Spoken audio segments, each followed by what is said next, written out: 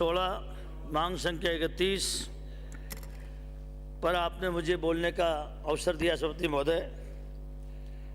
महोदय, प्रदेश के मुख्यमंत्री जी को मैं धन्यवाद देना चाहूँगा कि सोशल सिक्योरिटी की जितनी भी योजनाएं थी, विशेषकर पेंशन योजना, इनमें जो तरह तरह के राइडर लग रहे थे, उन सारे राइडरों को हटाते हुए प्रदेश के मुख्यमंत्री जी ने आज राजस्थान में 9,000 करोड़ रुपए वार्षिक व्यय 90 लाख लोगों को आज पेंशन दी जा रही है। केंद्र सरकार द्वारा 10 लाख लोगों को 200-300 रुपए, 300 करोड़ रुपए पेंशन केंद्र सरकार द्वारा दी जा रही है। सभापति महोदय, इसी तरह प्रदेश के मुख्यमंत्री जी ने जो Mahatma Gandhi minimum guarantee income योजना जो लागू करने की घोषणा करी, गरीब आदमी है, 125 दिन तक उनको रोजगार मिलेगा तो निश्चित रूप से उनको ताकत मिलेगी। सभापति महोदय, सामाजिक सुरक्षा पेंशन के समस्त जो लाभार्थी हैं उनको न्यूनतम 1,000 रुपये उनको पेंशन देने की जो प्रदेश के मंत्री ने घोषणा करी है, 77 लाख लोगों को, उससे भी उनको बहुत बड़ी लोगों को पेंशन देने का काम हुआ है। SC ST के विकास को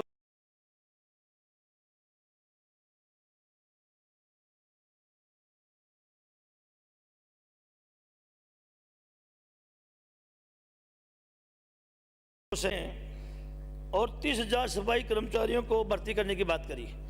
इसके संबंध में मैंने पहले भी निवेदन किया सभापति महोदय कि सफाई कर्मचारी जब से ये सबके लिए खुला रखा है तब से सफाई का मामला खत्म हो गया है। इसलिए इसमें विशेष तौर से प्रावधान किया जाए कि वाल्मीकि समाज के लोगों को ही सफाई कर्मचारी के रूप में भर्ती किया जाए। सभापति महोदय, मैं निवेदन करना चाहूँगा कि मुख्यमंत्री जी ने पालनार योजना में 0 से 6 वर्ष तक के जो बच्चे हैं उनको 500 रुपये मिलते थे, अब 750 रुपये बढ़ाकर उनको 750 रुपये देने की बात करी है। और जो 6 से 18 वर्ष तक के बच्चे 1,000 रुपये से बढ़ाकर उनको 1,500 रुपये देने की बात करी है। ये बहुत ही सराहनीय कार्य मुख्यमंत्री ने किया है। सभापति महोदय, मैं निवेदन करना चाहूँगा, भारत सरकार द्वारा जुलाई 2005 में एक मेमोरेंडम जारी किया गया सभापति महोदय, जिसके द्वारा अनुसूचित जाति जनजाति के आरक्षण जनसंख्या के आधार पर किया गया था। राजस्थान में अनुसूचित जाति की 17%, अनुसूचित जनजाति की 13%, भाषा की जनगणना 2001 के तहत ये प्रावधान किए गए। सभापति महोदय, केंद्र सरकार ने जैसे केंद्रीय विद्यालयों में 13 और 17%, SC 17%, ST 13% उन्होंने उस समय प्रावधान किया। इसलिए सभापति महोदय, 2011 भारत सरकार की जनगणना के अनुसार जो आंकड़े आए उसमें अनुसूचित जाति के 18% उनकी और अनुसूचित जाति का 18%, जनजाति का 14%। मैं सभापति महोदय आग्रह करना चाहूँगा, जब 2011 की जनसंख्या के अनुसार, जनगणना के अनुसार 18% अनुसूचित जाति की आबादी है और 14% अनुसूचित जनजाति की है, तो ये जो 13 और 17 का जो प्रोविजन किया गया है, इसको लागू करना चाहिए राजस्थान में। सभापति महोदय, इससे SC ST का आरक्षण बढ़ाया जाना चाहिए। सभापति महोदय, इसी तरह मैं निवेदन करूंगा, राजस्थान सरकार के आदेश 10 फरवरी 1995 के तहत अनुसूचित जाति जनजाति का आरक्षण 16-12% रोस्टर बिंदुओं का जो निर्धारण था सभापति महोदय, उस समय 40 पॉइंटों के आधार पर किया गया था। और 40 पॉइंटों के आधार पर सभापति महोदय अनुसूचित जाति का जो रोस्टर बिंदु था 1, 7, 14, 21, 28, 35, अनुसूचित जनजाति का 4, 12, 22, 30, 39, इस तरह अनुसूचित जाति के 6 और अनुसूचित जाति के 5 पद मिलते थे। लेकिन 20/11/97 को सभापति महोदय भारतीय जनता पार्टी की सरकार थी, इस जो रोस्टर का जो अंक था इसको 40 से बढ़ाकर 100 कर दिया है। और 100 करने के कारण सभापति महोदय एससी के जो 6 होते थे, आज उस समय एससी के 5 आता है 100 के अनुसार, और जो एसटी के जो 5 होते थे उनका आज 4 आता है। ये जो भारतीय जनता पार्टी के सरकार के दौरान 20/11/97 को जो किया, मैं कहना चाहूँगा कि जब रोस्टर का निर्धारण ही सही नहीं हो रहा, वो ही सही तरीके से नहीं हो रहा, तो मैं समझता हूँ SC/ST के आरक्षण के साथ सभापति महोदय अन्याय हो रहा है। सभापति महोदय, राजस्व मंत्री जी बैठे हैं, समाज कल्याण मंत्री जी बैठे हैं। अरे भाई, 40 मापक करने से जब SC/ST को न्याय मिल रहा था, एक पद खत्म हो गया, तो कभी उसको आपको वापस सुधार करना चाहिए और सुधार करके SC/ST के लोगों के साथ न्याय करना चाहिए। सभापति महोदय, आपकी तो सरकार ही गरीब लोगों के आशीर्वाद से बनी है और गरीब लोग उम्मीद कर रहे हैं, और ऐसे स्थिति में आप इसको वापस दुरुस्त नहीं करो इस परिपत्र को, तो मैं समझता हूँ SC/ST लोगों के साथ अन्याय हो। सभापति महोदय, कभी भी जब कांग्रेस की सरकार रही है, अशोक गहलोत जी की सरकार रही है, हमेशा SC/ST के प्रति संवेदनशील रहे। आपको तो पता है सभापति महोदय, 11/9/2011 के तहत माननीय मुख्यमंत्री जी ने, जो उस समय मुख्यमंत्री थे, भारत का पहला प्रदेश था जिसने माननीय उच्चतम न्यायालय के आदेश की अक्षर पालना करते हुए भटनागर कमेटी का गठन किया, पदोन्नति में आरक्षण देने का काम किया। पूरे हिंदुस्तान में, राजस्थान में सबसे पहले किया, और पदोन्नति में आरक्षण लगातार दिया जा रहा है। सभापति महोदय, इसी तरह मैं आपसे निवेदन करूँगा सभापति महोदय कि इसमें सुधार होना चाहिए। सभापति महोदय, जैसे कई ऐसे विभाग हैं, विश्वविद्यालय, प्रोफेसर्स, एसोसिएट प्रोफेसर, शिक्षक, इन भर्ती में संपूर्ण विद्यालय को इकाई मानकर SC/ST के पदों को तय करते हैं, जबकि विषय वाई इनको इकाई माननी चाहिए। SC/ST के लोग इन महत्वपूर्ण पदों पर पहुंच ही नहीं पाते, इनका नंबर ही नहीं आता, और 100 का अलग आपने मापांक बना दिया, तो सभापति महोदय, एक विभाग डिपार्टमेंट में 2-2, 3-3 प्रोफेसर्स होते हैं, SC/ST के लोगों का नंबर ही नहीं आता, इसलिए इसको भी ठीक कराने की जरूरत है। सभापति महोदय, कार्मिक विभाग ने सारे राजस्थान के विभागों को एक निर्देश भेज रखा है कि अनुसूचित जाति जनजाति की समस्याओं के समाधान के लिए लाइजन ऑफिसर नियुक्त किया जाए। तकलीफ होता है सभापति महोदय, आज भी राजस्थान में कितने डिपार्टमेंटों ने अपने अपने विभागों में लाइजन ऑफिसर नियुक्त कर दिया है। पिछले दिनों तक तो खुद कार्मिक विभाग में ही लाइजन ऑफिसर नहीं बनाया था, लाइजन नियुक्त नहीं किया गया था। कौन इन SC/ST के लोगों के भर्ती और पदोन्नति को, कौन इनके हितों को देखेगा, जब एक सरकार ने फैसला किया और उस फैसला की निश्चित रूप से पालना होनी चाहिए। सभापति महोदय, इसी तरह मैं आपसे कहना चाहूँगा, प्रदेश के मुख्यमंत्री जी ने 11 सितंबर 2011 को SC/ST के अनाश्रित वर्ग के वरिष्ठता में जो रीगैंगिंग के आदेश को वापस लिया।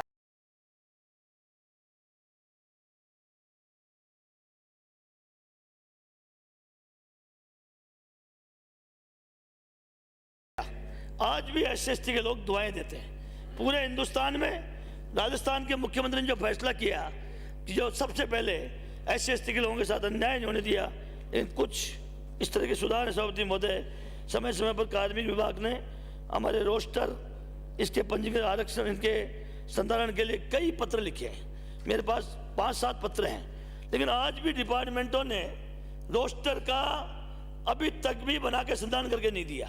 जब रोस्टर का संधारण ही नहीं हुआ, तो आप कैसे SC/ST के लोगों के साथ भर्ती और पदोन्नति में न्याय कर सकते हैं। सभापति महोदय, इसको देखना चाहिए। सभापति महोदय, सरकार को देखना चाहिए। इसी तरह सभापति महोदय, मुख्यमंत्री जी ने डॉक्टर भीमराव अंबेडकर दलित आदिवासी उद्यम प्रोत्साहन योजना राजस्थान में लागू करी थी। इसमें मेरे पास ये आदेश है सभापति महोदय 19/10/22 को, जिसमें स्पष्ट रूप से कहा है, बजट घोषणा 182 के अनुसार राज्य के औद्योगिक विकास में अनुसूचित जाति जनजाति वर्गों की प्रभावी भागीदारी सुनिश्चित करने के उद्देश्य से डॉक्टर भीमराव अंबेडकर राजस्थान दलित आदिवासी उद्यम प्रोत्साहन योजना 2022 8 सितंबर 2000 विकसित की गई है। पूरा इसको एक्सप्लेन किया गया है। और एक प्रकरण था हमारे रीको का, जिसमें रीको के हमारे वरिष्ठ प्रबंध निदेशक जी ने ये कहा है सभापति महोदय कि ये उन्हीं भूखंडों पर इसको लाभान्वित किया जाए, उन्हीं भूखंडों को लाभान्वित किया जाएगा जो SC ST के लिए आरक्षित है। जब मुख्यमंत्री जी की मंशा ये है ही नहीं, जब ये आदेश जारी किया तो ये मंशा ही नहीं थी। अपने तरीके से इस तरह से इसका अर्थ निकालते सभापति महोदय मान संख्या 16 राजस्व विभाग, राजस्व मंत्री जी बहुत डायनेमिक मंत्री हैं। आप तो जानते हो चौथा कार्यकाल आपका भी। हम प्रशासन गांव के संग अभियान चलाते थे बहुत वर्षों से, जो चाहे गौचर हो, उस भूमि पर अतिक्रमण बाड़ा बना हुआ था, उसको हम नियमन करते थे, हम अभियानों में जाया करते थे। और उसके बाद सभापति महोदय ये 2017 में 7 सितंबर 2017 और 30 नवंबर 2017 ये भारतीय जनता पार्टी की सरकार के दौरान एक ऐसे काले परिपत्र निकल गए जिसमें सभापति महोदय इनका नियमन के लिए प्रावधान कर दिया कि DLC दरों पर नियमन की बात कही है। ये माननीय राजस्व मंत्री जी, आप तो खुद गांव के रहने वाले हो, क्या गांव में कोई DLC रेट पर आपके भाड़े जो बेचारे वर्षों से 50-40 साल से रह रहे हैं उनको नियमन करने का सरकार का प्रोविजन है, कोई DLC रेट चुका सकता है क्या? सभापति महोदय इसको दुरुस्त करना चाहिए। मंत्री महोदय इसी तरह मैं आपसे निवेदन करूंगा कि जो चरागाह भूमि में रह रहे थे, आपको एक केवल 2011 का जगमाल सिंह बनाम पंजाब सरकार के सुप्रीम कोर्ट के निर्णय को लेकर बैठे हो, जिसमें जब शिवाइचक भूमि का हम क्षतिपूर्ति कर देते हैं तो कहाँ गौचर लैंड कम हो रही है? गौचर आप अगर गौचर में भी वर्षों से लोग रह रहे हैं, अगर आबादी बना के रह रहे हैं या उन्होंने बाड़ा बना रखा है और उस जमीन को आप शिवाइचक की क्षतिपूर्ति करके पूरी कर रहे हैं, तो उसको आपको आबादी में कर देना चाहिए सभापति महोदय। और सभापति महोदय ये आबादी में परिवर्तन करने का जो मामला है, ये कहाँ निजी मामला हुआ? ग्राम पंचायत का काम जो आम आदमी को रहने का दें, ये व्यक्तिगत काम कहाँ रहा? ये तो सब लोगों का विकास का काम होगा सभापति महोदय। माननीय मंत्री जी बताते हैं, ये जो आपकी मई जून में आप खेत खाली होते हैं तब आप पैमाइश करने का काम करते हैं। आजकल ETS आ गया, जो मशीन से जमीनों का नाप होता है। 10 महीने तक किसान इंतजार करते रहते हैं कब मई जून आए, खेत खाली हो और हम हमारी जमीन को नपवाएं। आपको ETS व्यवस्था लागू कर देनी चाहिए। जब जरूरत ही नहीं है मशीन से आप अगर पैमाइश करेंगे तो तत्काल आपको किसानों के साथ न्याय होगा। सभापति महोदय एक निवेदन और करना चाहूँगा माननीय मंत्री महोदय, ये बिना विगत सेटलमेंट में हमारे जो भू प्रबंधक विभाग द्वारा काश्तकारों को खेतों पे बिना गए, बिना उनको देखे और दर्ज कर देते हैं जल प्रवाह क्षेत्र नदी नाला के रूप में दर्ज कर देते हैं। खेतों पर ना पहले कभी नदी नाले रहे, ना आज तक कोई नदी नाला का निशान है, और अब्दुल रहमान प्रकरण उसमें लागू हो जाता है। ऐसे बहुत से रेफरेंस आज भी लाखों की संख्या में, हजारों की संख्या में रेफरेंस पेंडिंग है। मैं आपसे निवेदन करना चाहूँगा सभापति महोदय, मंत्री महोदय, आप इनको तत्काल आपको सर्वे कराना चाहिए। जब आज तक ही उस जगह पर कभी नदी नहीं रहा, कभी पानी रुका नहीं, कभी नाला नहीं रहा, तो फिर उन किसानों के साथ अन्याय कैसे कर सकते हो? ये अब्दुल रहमान प्रकरण में ये कहाँ लिखा है कि आप बिना नाले ही अगर नाला दर्ज हो गया तो उसको दुरुस्त मत करो? मैं चाहूँगा आप एक ऐसा सर्वे कराएं और राजस्थान में इस तरह की जो अन्याय हो रही है उन अन्यायों को दूर करें, यही मैं निवेदन करूँगा। सभापति महोदय, ये राजस्थान काश्तकार अधिनियम धारा 182, इसके द्वारा अनुसूचित जाति जनजाति के काश्तकारों को जो जमीन जिन पर स्वर्ण जाति के लोगों द्वारा कब्जा कर लिया जाता है, प्रोविजन है कब्जा छोड़ने का प्रावधान, इसकी समय सीमा 90 दिन है। न्यायालय में मामले सालों तक चलते रहते हैं, कोई फैसला नहीं होता है, और जब कभी फैसला भी हो जाता है तो उसमें पुलिस जाब्ता मेंशन नहीं करते, उसमें पुलिस जाब्ता का प्रावधान मेंशन नहीं करते हैं। जब पुलिस जाब्ता का प्रावधान मेंशन नहीं होगा तो कैसे वो कब्जे को उठाया जाएगा? आपके डिग्री दे दो, आदेश कर दो, वो आपका आदेश धरा ही रह जाता है। आप तो डायनेमिक मंत्री है राजस्व मंत्री जी, आपको मिशन मोड पर इसका समय सीमा पर इसका निपटारा करना चाहिए आपको। तो आपको कार्य योजना बनानी चाहिए, कार्य योजना बनानी चाहिए, आपको तय करना चाहिए। और राजस्थान जो काश्तकारी हमारा एक्ट अधिनियम है, इसमें आपको संशोधन करें। 188 में ये प्रोविजन करें कि 188 में आवश्यक रूप से जब कोई निर्णय होगा तो उसमें पुलिस जाब्ता उपलब्ध कराने का प्रावधान किया जाएगा। जब आप ये प्रोविजन कर दोगे, उस फैसले में पुलिस जाब्ता का प्रोविजन हो जाएगा, तो कैसे उस गरीब की जमीन को कैसे कोई सेवन ताकतवर बलशाली कैसे रोक लेगा। इसलिए मैं आपसे निवेदन करूंगा सभापति महोदय कि निश्चित रूप से आपने अच्छे काम किए हैं, बहुत अच्छे काम किए आपने राजस्थान में। मुख्यमंत्री जी ने भी ऐतिहासिक फैसले किए हैं, आपने कई निर्णय ऐसे किए हैं जिससे निश्चित रूप से उसको लाभ मिल रहा है सभापति महोदय। लेकिन मैं ये चाहूँगा कि कुछ कार्य ऐसे हैं जो उनको आपको अपने लेवल पर प्राथमिकता बनाते हुए आपको उन कार्यों को करने की आवश्यकता है सभापति महोदय। इसी तरह आजकल आप एग्रीमेंट करो, ऐसे प्रोविजन आपने शुरू किए हैं, ऑनलाइन तहसीलें करी हैं, आप डायरेक्ट सीधा आपके नामांतरण जैसे ही रजिस्ट्री कराओगे, एग्रीमेंट करके रजिस्ट्री होगी, जैसे ही रजिस्ट्री होगी सीधा नामांतरण खुल जाएगा, जमाबंदी में एंट्री हो जाएगा। तो ये आपको सॉफ्टवेयर ऐसा क्यों नहीं डेवलप कर देते हैं? आपका जो राजस्व का सॉफ्टवेयर है, आप उसमें उसके ऐसा डेवलप कर दें कि एग्रीमेंट आपका रजिस्ट्री हुई और तत्काल उसमें जमाबंदी में दर्ज हो जाएगा। तो जमाबंदी चक्रे नहीं काटना पड़ेगा, वो धक्के नहीं खाएगा गरीब आदमी। कई बार उसमें तरह तरह के विवाद हो जाते हैं सभापति महोदय। इसलिए मैं राजस्थान के मुख्यमंत्री जी को धन्यवाद देना चाहूँगा, जो पिछले 3-4 साल राजस्व विभाग में जो नवाचार हुए हैं। इसी तरह समाज कल्याण मंत्री जी हमारे बैठे, मंत्री जी हमारे छात्रावास, ऐसा लगता है ये समाज कल्याण विभाग किसी जमाने में था SC/ST के बच्चों के लिए। आप पूरे बजट का आकलन कर लें, कहाँ समाज कल्याण के छात्रावास खुल रहे हैं, कहाँ खुल रहे हैं। अब मैं मानता हूँ आज का दौर बदल गया है, आज समाज कल्याण के अलावा ऐसे छात्रावास हो गए हैं जो सरकार बेहतरीन एजुकेशनल संस्थाओं में हमारे बच्चों को पढ़ाने का काम कर रही है। लेकिन फिर भी SC/ST के जो छात्रावास हैं, इनकी स्थिति को सुधार की आवश्यकता है।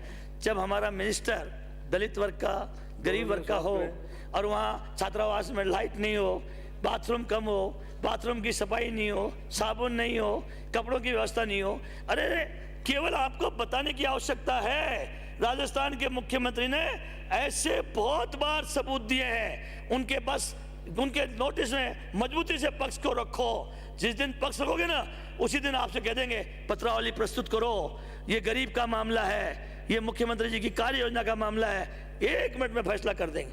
आपको कोई ना कोई ऐसी कार्य योजना बनाओ कि जो आजकल जो बच्चे समाज कल्याण के छात्राओं से दूर हो गए हैं, जो ये समझते हैं कि एजुकेशन हमारे बच्चे का भविष्य, फ्यूचर कोई बहुत ज़्यादा अच्छा नहीं है, आप इन छात्रावासों का सुध लो, आप विजिट करो खुद छात्रावास में जा जाके।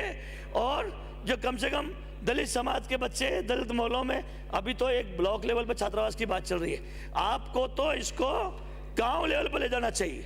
जहाँ जहाँ 2000, 3000, 4000 की आबादी है दलित समाज की, वहाँ छात्रावास खोलना चाहिए, जिससे हमारे बच्चे जो मुख्यमंत्री जी ने एक से एक योजनाएं दी हैं उसका लाभ उठा सकें। मुझे आपने सभापति महोदय मुझे बोलने का मौका दिया, मैं आपका धन्यवाद देता हूँ, आभारी हूँ। श्री रामलाल शर्मा।